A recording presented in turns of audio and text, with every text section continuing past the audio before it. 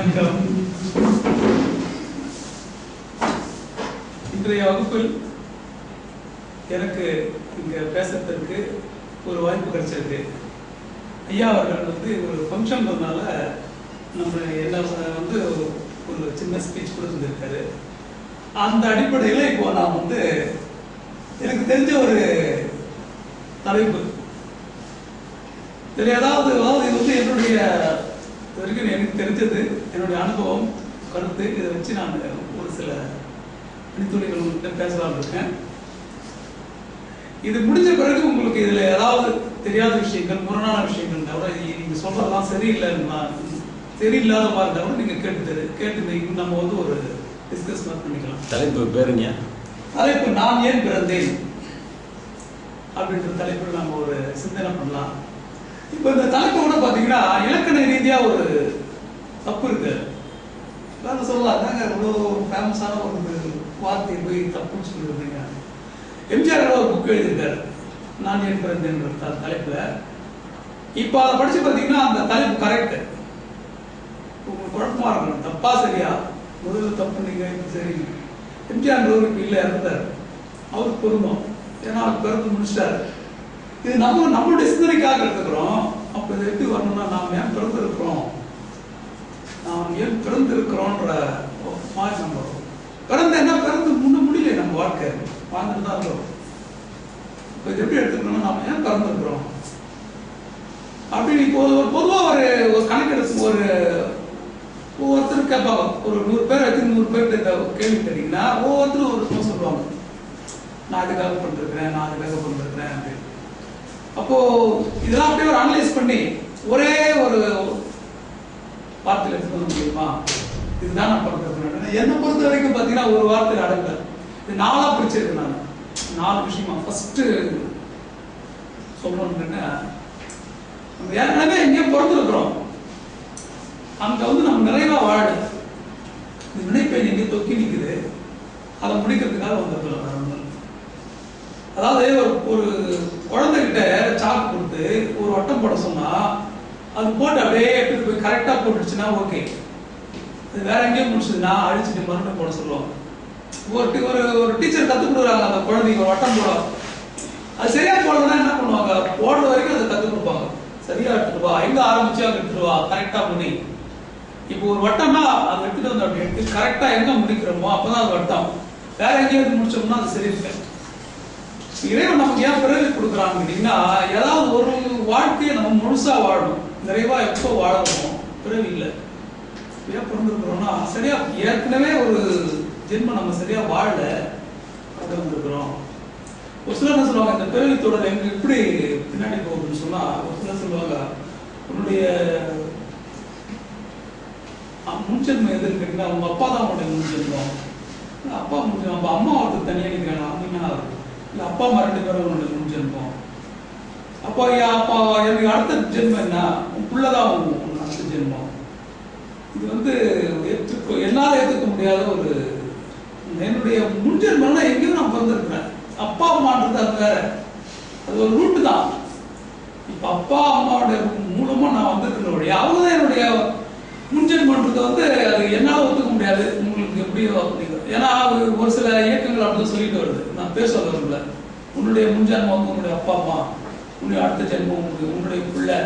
அது சரியான ஒரு ஏத்துக்க முடியாத ஒரு விஷயம். என்னுடைய கருத்து, என்னுடைய ஜென்மத்துல எங்கேயோ நான் பிறந்தேன், சரியா வாழ, நிறைவு இல்லை. நிறைவுனா என்னன்றது ஒரு கேள்வி வருது. நிறைவுனா என்ன? நம்ம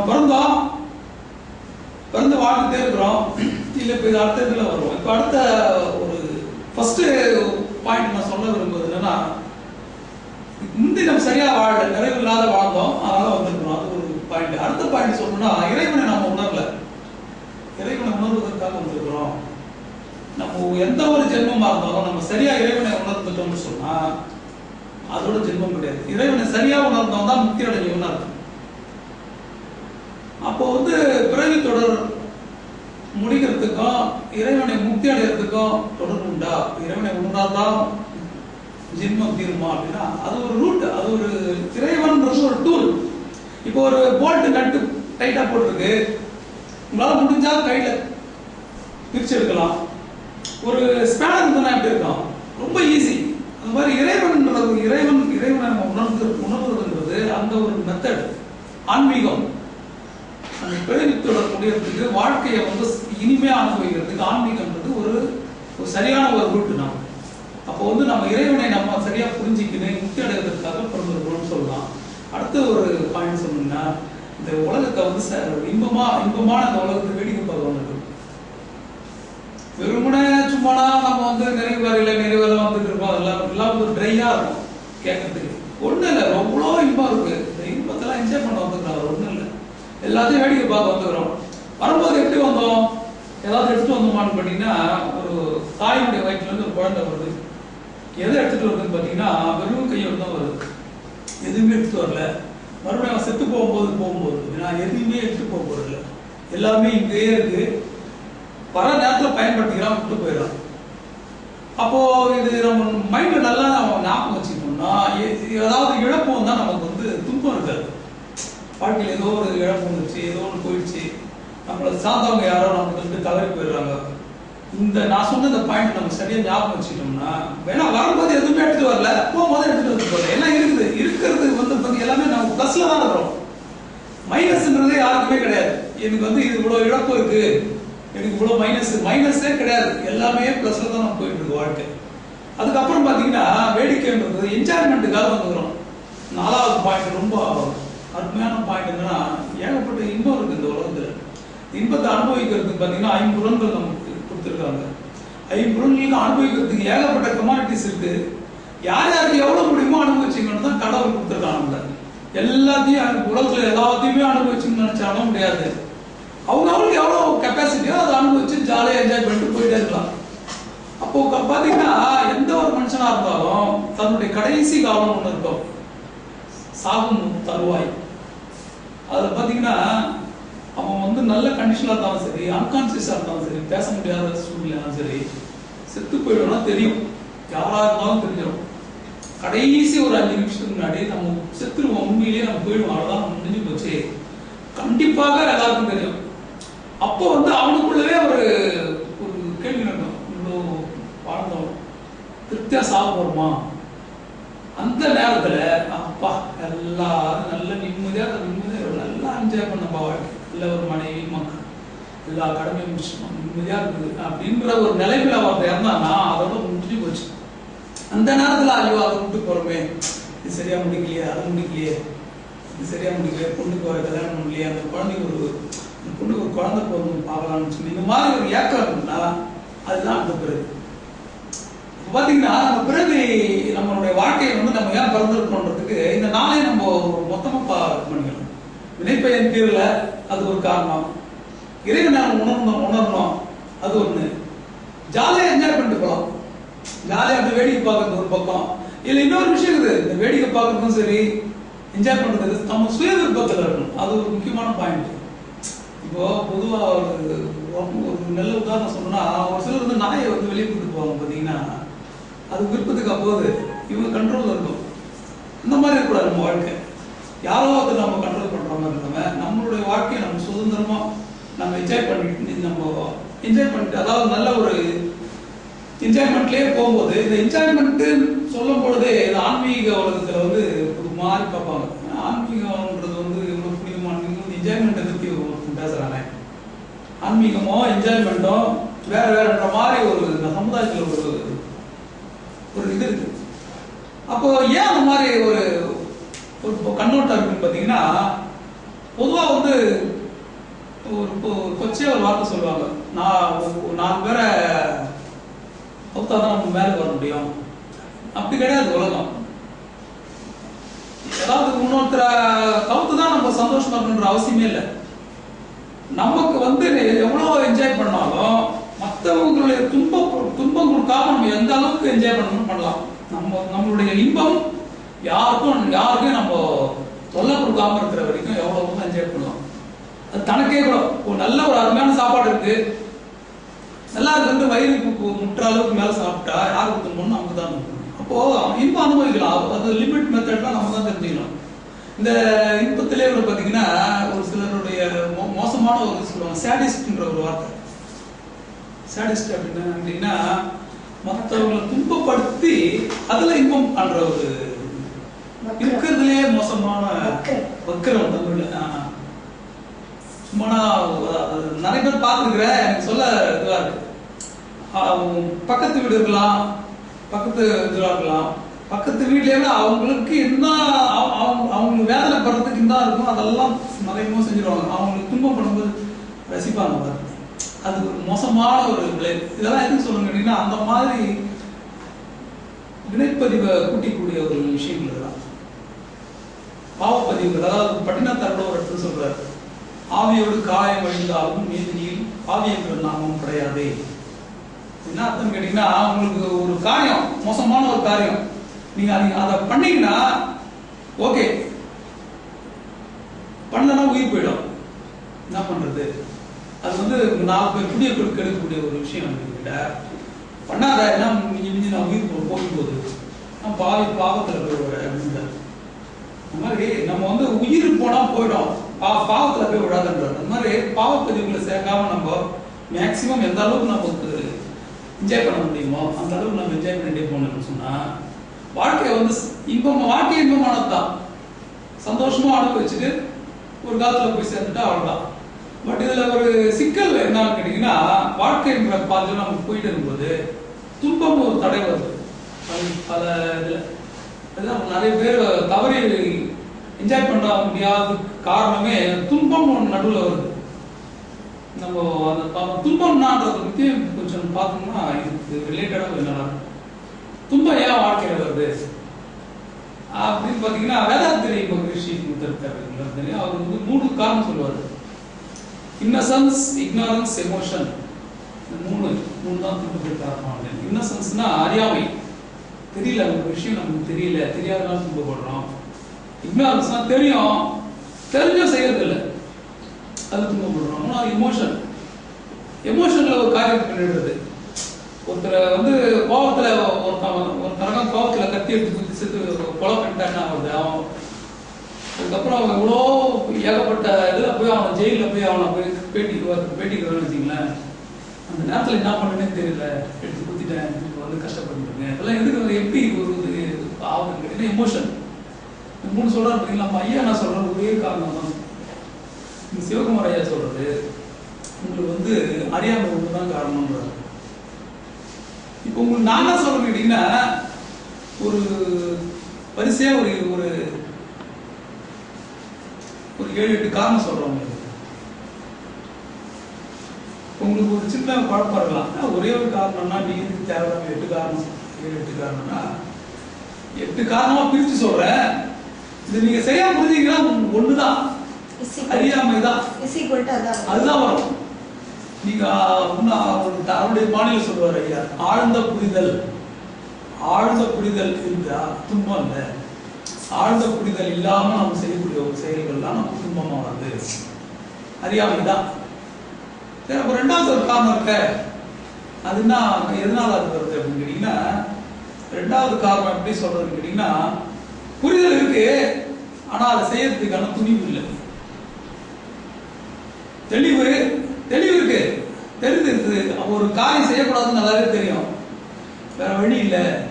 இதுக்கு ஒரு உதாரணம் சொல்லணும்னா புரியுற மாதிரி, இப்போ நான் இருக்கிறேன், ஏதோ ஒரு ஆஃபீஸில் ஒர்க் பண்ணுறேன், நான் ஒரு வாலிபன் வச்சுக்கோங்களேன், கல்யாண வயசுல ஒரு வாலிபன், பொண்ணு கூட வேலை செய்கிறா, 2 பேருக்கும் மனசு ரொம்ப ஒத்து போகுது, மேட் ஃபார் ஈச் அதர் மாதிரி இருக்கிறோம்.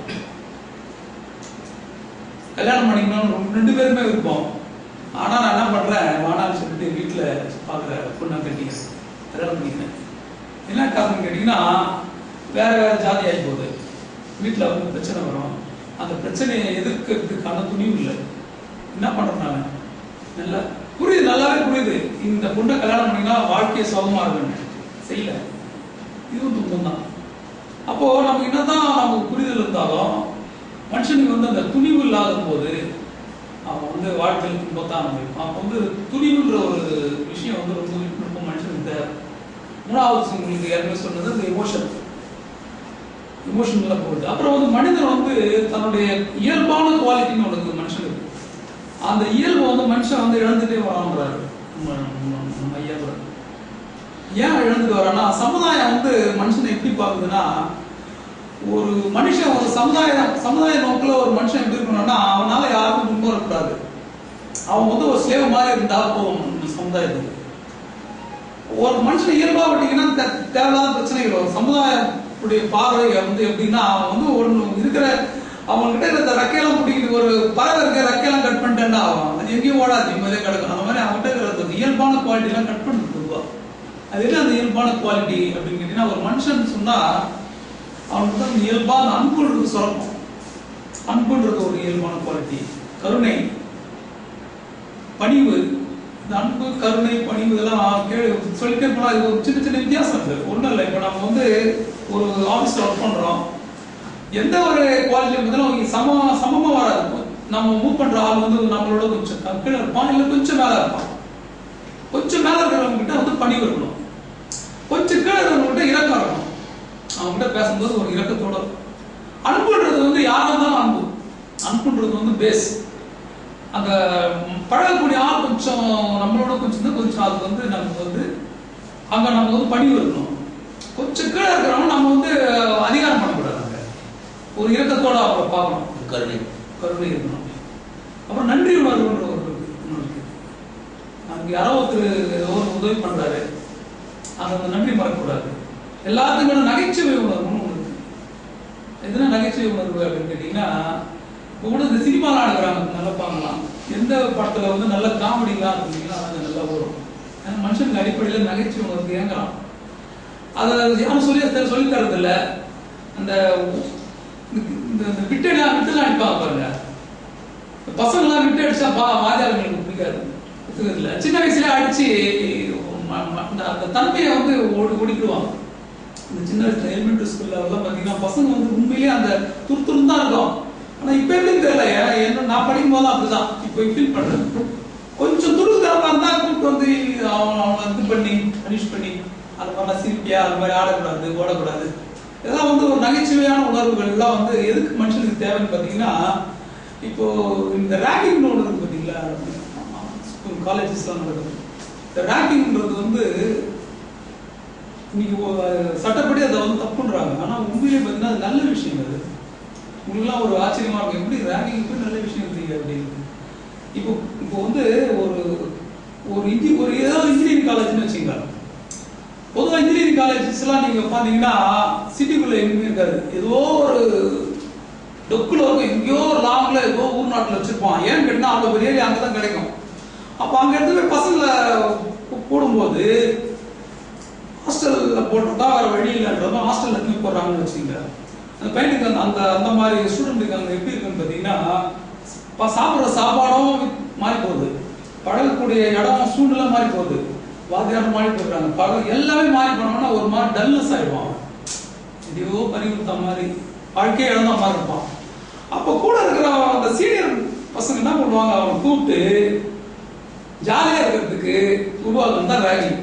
ஏன் ஜாலியாக நாங்கள் இருக்கிறவா, நாங்கள் உங்களை பார்த்துக்கிறோம், வா ஒரு டான்ஸ் சொன்னாரு. எதுக்கு டான்ஸ் ஆட சொல்றது? அந்த ஒரு என்ஜாய்மெண்ட், அவனுடைய மூட மாத்துறதுக்கு என்ஜாய் பண்ணு, ஜாலியாக இருக்கு. ஏன் ஜாலியாக ஒரு சொக்கா கட்டி போடு, ஃப்ரீயா இருக்கு. இதெல்லாம் வந்து பார்த்தீங்கன்னா அதுக்கப்புறம் நல்லதுக்கு அதாவது அந்த நகைச்சுவை உணர்வை கூட்டி அவனை வந்து குஷிப்படுத்துறதுக்கு உருவான அந்த விஷயம் நாளடைவில் அதனுடைய அர்த்தம் தெரியாம கேவலப்படுத்தி அவங்களை இன்சல்ட் பண்ற மாதிரி புரிஞ்சிக்காம போய் நீங்க அதை அதிகம் ஒழிச்சிடுற அளவுக்கு ஆயிப்போகுது. இப்போ இதெல்லாம் மனுஷனுக்கு வந்து அந்த நகைச்சுவை உணர்வுன்றது இயல்பா தேவை. அதை வந்து இப்போ ஒருத்தரை வந்து நம்ம கிண்டல் பண்றோம்னு வச்சுங்களேன், அந்த கிண்டல் பண்ணுவாங்க, கேலியெல்லாம் பண்ணுவாங்க. இதுல ஒரு முக்கியமான விஷயம் பாருங்க, நான் தான் ஒருத்தர் நம்ம கிண்டல் பண்ணாலும் இன்னும் கிண்டல் பண்ணாலும் அதுக்கு அடியில ஒரு வாட்ச் பண்ணணும். நம்ம கிண்டல் பண்றோம், உண்மையிலே அவர் ஜாலியா எடுத்துக்கிறாரா இல்ல உண்மையில வலிக்குதா அவருக்கு, அதை பார்க்கணும். இது நம்ம வந்து நம்ம கிண்டல் பண்ண நினைச்சிட்டு இருப்போம், அவர் உள்ள வெந்துட்டு இருப்பாரு. இதெல்லாம் கொஞ்சம் பார்க்கணும் நம்ம. அப்போ ஏன் அதை அடிப்படையை எடுத்துடுறாங்க, அந்த நகைச்சுவை உணர்வு ஏன் எடுத்துடுறாங்கன்னா சில பிரச்சனைகள் இருக்கு. ஜாலியாக விட்டா வேற மாதிரி போயிடும்ன்றதுனால அப்படி எடுத்துறாங்க. அப்படி இல்லை, அது மனுஷனுடைய இயல்பான விஷயத்த வந்து ஒன்றும் இல்லை. நம்ம இந்த வாழ்க்கையில பெரிய பெரிய லெவலில் இருக்கிறவங்கலாம் பார்த்தீங்கன்னா அடிப்படையில் ஹியூமர் சென்ஸ் இருக்கும். யாராக இருந்தாலும் பெரிய லெவலில் இருக்கிறவங்க பார்த்தீங்கன்னா தெரியாது, வெளியே தெரியாது. கண்டிப்பாக அவங்க ஹியூமர் சென்ஸ்ன்றது அவங்களுடைய வாழ்க்கை வரலாறு பார்த்தீங்கன்னா தெரியும். இந்த காந்தியடிகளாக இருக்கட்டும், இந்த பெரிய பெரிய ஆள் யாராவது அப்படிங்க அந்த அடிப்படையில் அவங்களுக்கு இந்த ஹியூமர் சென்ஸ்ன்றது ரொம்ப முக்கியம். அப்போ அந்த இயல்பான ஒரு தன்மையை நம்ம வளர்த்துக்கணும். இது ஒரு பாயிண்ட் நீங்கள் வச்சுக்கலாம். அதாவது துன்பம் இல்லாத வாழறதுக்கு. அப்புறம் வந்து நமக்கு நாமே பொருத்தமில்லாத நம்ம செய்யும் செயல்கள், அதனால் நமக்கு நாமே பொருத்தமில்லாத செயல்கள் அப்படின்னு கேட்டிங்கன்னா, இப்போ உங்களுக்கு வந்து கையில் சாப்பிட்டா தான் உங்களுக்கு திருப்தியாக இருக்குன்னு வச்சுக்கோங்களேன். ஏதோ ஒரு ஹோட்டல் போகிறீங்க, எல்லாருமே ஸ்பூனில் சாப்பிட்றாங்க, பார்க்குறீங்க, அவங்களுக்கு சங்கடமாக இருக்குது, நீங்கள் ஸ்பூன்லேயே சாப்பிட்றீங்க, பழக்கம் இல்லை. வெளியில் வருவீங்க, சாப்பிட்டா மாதிரியே இல்லைங்க, என்னப்பா ஸ்பூனில் எப்படி சாப்பிட்டான், உங்களுக்கு யாரும் கேட்க போகிறா, நீங்கள் காசு கொடுத்து வாங்கிக்கிறீங்க, யார் யாரும் சாப்பிட்டா உங்களுக்குண்ணா. அப்போ அங்கே என்ன ஆச்சுன்னா உங்களுக்கு நீங்கள் பொருந்தலை. இதுதான் ஒரு பாயிண்ட். அதுக்கப்புறம் உங்களுக்கு நமக்கு நாமே உண்மையாக இல்லாத செய்யும் செயல்கள் உங்களுக்கு, அதாவது மனசாட்சிக்கே தெரியும் நம்ம செய்யறது தப்பு, வேறு வழியெல்லாம் செய்வோம் காரியங்கள்லாம். அந்த மாதிரி இருக்கக்கூடாது. உள்ள வந்து ஒரு பொருத்தம் இல்லாத நம்ம செஞ்சோம்னா அது நம்ம வந்து இனிமை, வாழ்க்கையோட இனிமை இருக்காது. அடுத்தது ஒரு பாயிண்ட் சொல்லணும்னா, நம்மளுடைய வாழ்க்கை பயணத்தில் பிறரின் குறுக்கீடுன்னு வரும். இது ஒரு சின்ன உதாரணமாக நேற்று என்னுடைய வாழ்க்கையில் நடந்த ஒரு விஷயம். என்னுடைய பெண்ணுக்கு இப்போ டாக்டர் வந்து இன்ஜினியரிங் தேடிட்டு இருக்கேன். அந்த டைமில் இருக்குது நான் இந்த ஆவடியில் ஒரு இன்ஜினியரிங் காலேஜுக்கு போய் கன்சல்ட் பண்ணலான்னு இதே விட்ட போகிறேன். ஐயா வீடு அங்கே இருக்குது, அந்த பக்கம் போனால் ஒரு சர்ச் ஒன்று இருக்குது. போயிட்டு இருக்க ஒரு வேன் குறுக்கில் வந்துட்டான். குறுக்கில் வந்து கீழே விழுந்து கிரிக்காகி யோசனை பண்ணி இங்கெல்லாம் கொஞ்சம் தேய்ச்சிட்டு திரும்பி போயிட்டேன். இப்போ பாருங்க, நான் என்னுடைய பாதையில நான் ஒண்ணுமே செய்யல, யாரோ ஒருத்தர் குறுக்க வர்றதுனால துன்பத்துக்கு ஆளாயிடும். இப்போ அதே மாதிரி இப்போ நான் கிளம்பும் போது திடீர்னு வேற ஏதாவது இயற்கையா சில ப்ராப்ளம் வரும். அப்போ பார்த்தீங்கன்னா தன்னுடைய வாழ்க்கை வந்து இயற்கையின் குறுக்கீடு ஒன்று இருக்கு. இப்போ நான் வந்து பார்த்தீங்கன்னா மொத்தம் 8 சொல்லியிருக்கிறேன். அப்போ ஐயா சொன்னது தப்பா, புண்ணியவன் சொன்னாரு, சிவகுமார் ஆழ்ந்த புரிதல் செய்யும் செயல். நான் 8 சொல்லியிருக்கிறேன். நான் பெரிய ஆளா, ஐயா பெரிய ஆளா? இப்போ பிரச்சனை பண்ணி பாருங்க.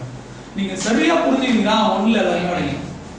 நீங்க சரியா ஆழமா ஒரு விஷயத்தை புரிஞ்சு நீங்க நடந்தீங்கன்னா, நீங்க செய்யக்கூடிய செயல் பர்ஃபெக்டா நீங்க செஞ்சீங்கன்னா உங்களுக்கு இயற்கை குறுக்க வராது, பெருசெல்லாம் பிறருடைய குறுக்கு வராது, எல்லாமே கரெக்டா இருக்கும்.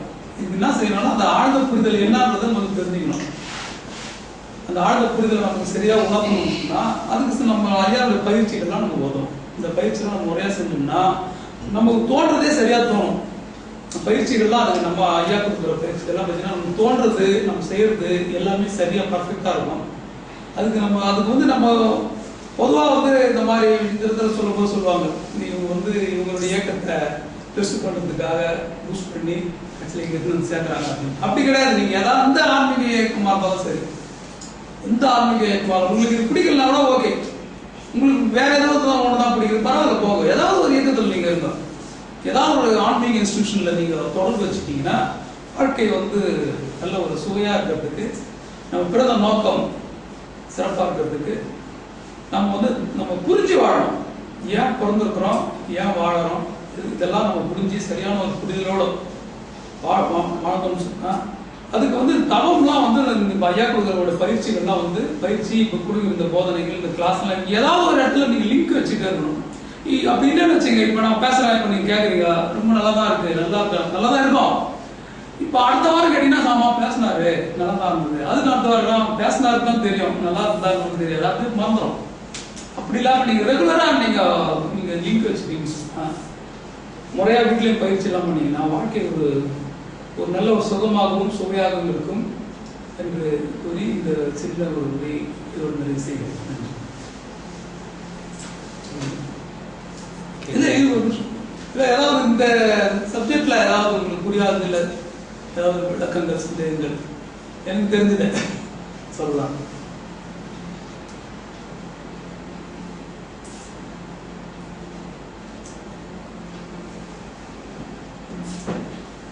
முடிச்சுக்கலாமா? சரி.